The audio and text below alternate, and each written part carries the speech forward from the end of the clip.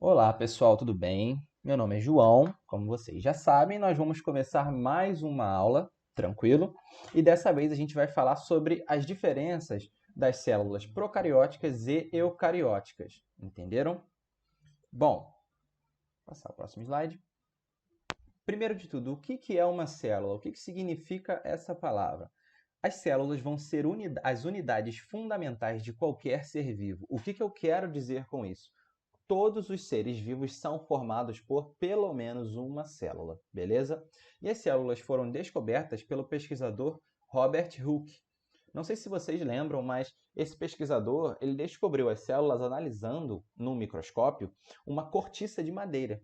Ele reparou que a cortiça de madeira apresentava alguns espaços vazios nela. Beleza? E ele chamou esses espaços de células. Futuramente fomos ter um entendimento do que eram essas células e para que elas serviam. Mas ele já entendeu que tanto os vegetais quanto os outros seres vivos eram formados por unidades menores. Beleza?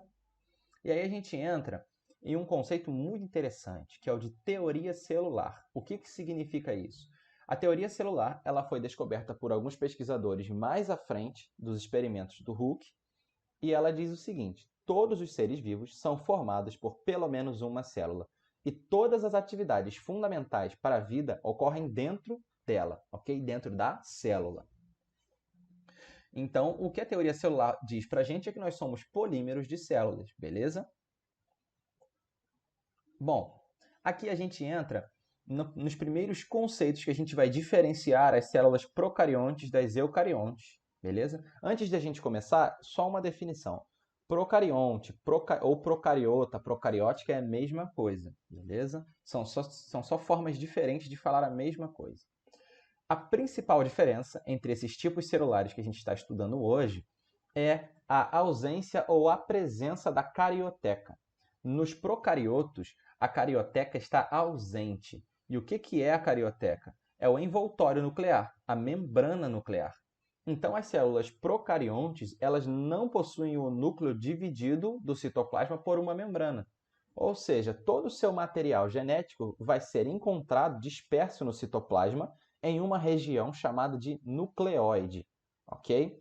Nucleóide significa um falso núcleo. São as regiões onde nós encontramos o material genético nos procariontes.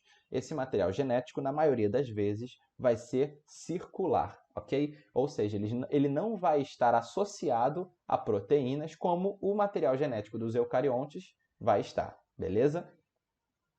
Uma outra diferença muito relevante é a ausência de mitocôndrias. Eu coloquei para vocês aqui apenas as mitocôndrias, mas os procariontes não possuem nenhuma organela membranosa. Ou seja, eles não possuem retículo endoplasmático, eles não possuem complexo de Golgi, mitocôndria, entenderam? Bom, então, se eles não possuem mitocôndrias, como que os procariontes fazem respiração celular? Eles possuem uma estrutura que é nada mais, nada menos do que invaginações da membrana plasmática, chamadas de mesossomos. E nessas estruturas nós vamos ter os processos muito similares à respiração celular que acontece nas nossas mitocôndrias. Se vocês observarem, o interior da mitocôndria ele é todo feito de lamelas mesmo, de invaginações. O que os procariontes fazem é simular esse ambiente na membrana plasmática. Entenderam? E coloquei exemplos para vocês de seres procariontes como os organismos do reino Monera, as bactérias, beleza? Todas as bactérias são procariontes. Geralmente, esses indivíduos são unicelulares, ok? Vamos passar agora para as diferenças nos eucariontes. Então, a primeira diferença e a principal é a presença da carioteca, presença do envoltório nuclear. O material genético dos eucariontes ele vai ser encontrado dentro do núcleo, e o núcleo vai ser delimitado por uma membrana, ok? Bom, eu coloquei para vocês aqui uma coisa muito interessante. A transcrição, ou seja, o processo onde você tem a molécula de DNA sendo lida e transformada em RNA mensageiro, sendo transcrita em um RNA mensageiro, ela vai ocorrer dentro do núcleo, porque a gente tem uma divisão ali do citoplasma para o núcleo. Nos procariontes, voltando aqui, como a gente não tem essa divisão do núcleo para o citoplasma, a transcrição ela vai acontecer direto no citoplasma. Então, as bactérias elas vão realizar o processo de produção de proteína muito mais rápido do que as células animais, por exemplo. Por quê? A transcrição e a tradução acontecem no mesmo ambiente, quase que instantaneamente. Enquanto os eucariontes, não. A transcrição vai acontecer dentro do núcleo, a gente precisa que aquele RNA saia do núcleo para que a tradução ocorra, beleza? Então você tem um intervalo de tempo um pouco maior do que nos procariontes, tranquilo? Bom, nos eucariontes, as mitocôndrias e as organelas membranosas vão estar presentes, então a gente não vai ter aquelas estruturas lá chamadas de mesossomos, tranquilo? A gente vai ter as... Perdão, passei as aulas. A gente vai ter aqui aquelas organelas membranosas e as mitocôndrias. A respiração celular ocorre dentro da mitocôndria. E eu botei alguns exemplos para vocês aqui, como as células dos organismos do reino animal e do reino vegetal, beleza? Nós, as plantas, os fungos também, os protozoários, todos somos eucariontes, tranquilo? E para a gente finalizar aqui a nossa aula, o conteúdo direto da nossa aula, nós temos uma teoria muito interessante chamada de teoria da endossimbiose. O que essa teoria diz para a gente? Ela vai afirmar sobre a origem dos eucariontes. Porque nós sabemos que os primeiros organismos a surgirem na Terra foram os organismos procariontes, ok? E aí, se a gente for perceber a semelhança de alguns organismos procariontes com a mitocôndria e o cloroplasto dos animais e dos vegetais, respectivamente, a gente começa a perceber que talvez essas organelas tenham sido organismos independentes no passado, foram endocitados por uma célula, foram fagocitados por uma célula procarionte, e isso fez com que eles se tornassem eucariontes, beleza? Como que eles se tornassem organismos mais complexos, entenderam? Como que isso acontece, pessoal? Se você analisar a membrana celular das bactérias possui aquelas invaginações, beleza? Aquelas lamelas, como eu falei para vocês, muito semelhantes às que as mitocôndrias e os cloroplastos possuem. Então, essa teoria afirma o seguinte: antigamente, as mitocôndrias e os cloroplastos eram organismos independentes. Ao serem englobados por células procariontes, eles teriam dado origem às células mais complexas. Isso permitiu a formação da carioteca, isso permitiu uma maior efetividade energética, o que permite você ter organelas mais complexas, como as organelas membranosas que a gente citou, entendeu? Organismos com um metabolismo mais complexo, já que você tem uma estrutura específica só para a produção de energia dentro da célula, entenderam?